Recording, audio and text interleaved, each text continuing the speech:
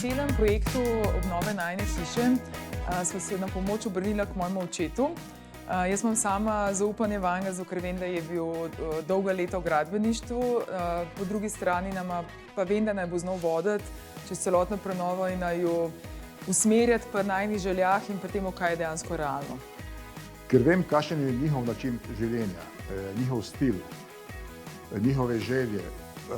In ta hiša je njim v večji meri pristana na kožo. Problem je v tem, kako pristopiti hiši, obnovi, pa zadovoljiti današnje trende, kaj narekuje danes gradbeništvo oziroma vsa in ekologija in varovanje okolja in tako naprej. Mislim, da smo se nekje ujeli na tej točki, tako da bo z rahlimi rezi bo šlo naprej. Pri začetnih idejah prenove hiše seveda sem imela velike ideje, kaj in kako. In včasih so te ideje ali neizvedljive, ker potegnejo za sabo še veliko drugih korakov, ali pa finančno tudi previsoke. Moj oče nam velikokrat svetuje, kje je kakšna stvar mogoče nepotrebna, ker ne da nobene dodane vrednosti, po drugi strani s tem lahko veliko prihranva. Kakšne stvari midva pač tudi ne želiva odstopiti zaradi najinega načina življenja oziroma enih želja po samem stilu hiše, ki bo na koncu. Ampak preprosto nama je ta en tak glasek ob strani, ki naj usmerja, kaj je res potrebno, pa kaj ni potrebno, pa da naj postavi tudi na realna tla z vidika izvedljivosti, hitrosti odločitev in tudi finančno konec koncev.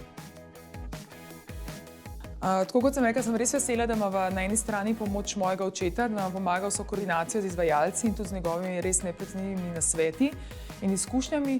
Po drugi strani nam pa res prav pride tudi pomoč banke, zato ker sva slišala zgodbe, ko so ljudje proti izvajalcem nastopali z avansi, s predplačili, ki so se lahko končali tudi za slabo izkušnjo, ker zadeva ni bila izpeljana, avans je bil plačan in na koncu koncev so ostali brez dela, ki so ga naročili. S tem, ko imamo pa banko zadaj z akreditivi, nam v bistvu prevzame ta rizik, da stvari bojo plačane izvajalcem, ampak strani banke. Izvajalec je pa tudi v bistvu zaščiten, da dobi, ko bo zadeva izpeljana do konca oziroma realizirana. Tako da sva res vesela, da obstajajo tudi načini zaščite nas, ko delamo, v bistvu po drugi strani tudi zaščite izvajalcev, da res dobijo plačilo.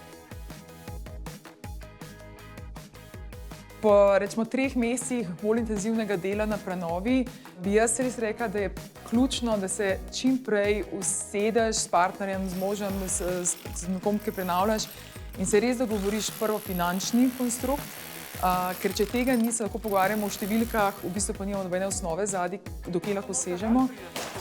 In da se res izvajalci, to, kar tudi moj oče vedno v bistvu poudarja, da se res dogovori, kdo kaj dela, kje se bojo stvari naročile, ker ne pride do zastojev. Pri začetku obnove ali prenove take hiše je treba imeti vse stvari še naprej dorečene.